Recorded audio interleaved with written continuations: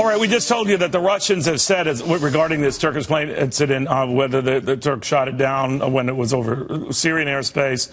The Turks, as you know, are saying, no, it was over Russian airspace. We have the audit to prove it with the pilots warning them that they had moved into that space. We also told you about the foreign minister, the Russian foreign minister, who said our war and our beef is with the leadership in Turkey, not the Turkish people, that we're not going to go to war over this, just paraphrasing here. So what does Vladimir Putin do right now in what could be a very tense situation, all the more so post-Paris? Garry Kasparov is here. If this isn't playing out and his book isn't playing out in real-life form, winter is coming, he just joins us now.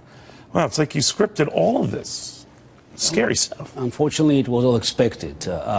Russian military jets have been violating NATO airspace for 8 months in different places. Is that right? So they've routinely gone past the Syrian airspace. No. But let's start with Baltics, United Kingdom, United States even. Japan, okay, not NATO country, but another, American ally, right. And it always, worked out. American or Japanese or British military jets, they escorted Russian planes out of the airspace. Well, this is something. Turkey warned them numerous times, and let's not forget, this is not just an exercise testing Turkish resolve. Russian planes have been bombing Turkmens, in the north of Syria, and there was no ISIS there. And by the way, the second pilot who survived, he said in an interview with Russian television that he knew this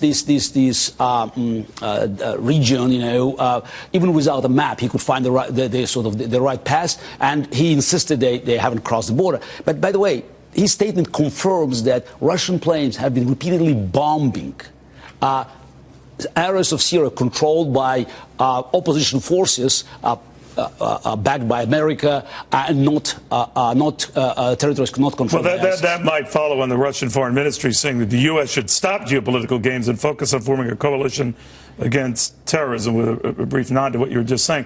But obviously Vladimir Putin's in a bit of a pickle here. He has to respond, right? So what does he do? I don't think there will be a military response. Really? Turkey is too strong, and it's logistics not working in Putin's favor.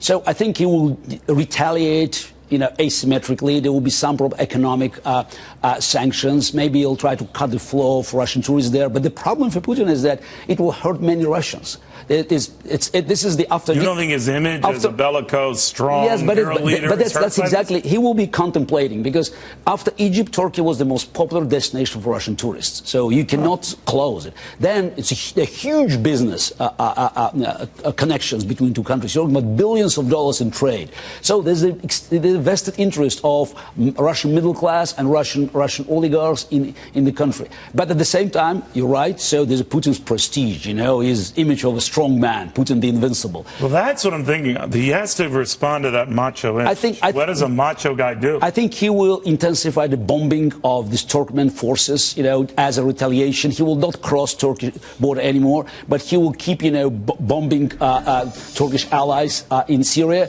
And again, he will stick to his original plan to basically, stoke chaos and conflict in the region, because let's not forget, the flow of refugees in Europe is playing straight into Putin's hands. Europe is in political turmoil, and it benefits Putin directly, because divided and weak Europe cannot oppose Russian aggression in Ukraine or elsewhere in Eastern Europe. But do you think that in light of what happened in Paris, Belgium, etc., that there might be some unifying factors here? Russia is, of course, no stranger to terrorist acts, including this one that brought down a Russian passenger jet a few weeks ago. So actually it might, in a weird way, unite the world with Putin and Putin with the world. That would be a huge mistake, because Putin's agenda is totally opposite. So he has not been fighting ISIS by coincidence. He has no interest. And by the way, ISIS was not fighting Assad. So Putin is there with a very different agenda.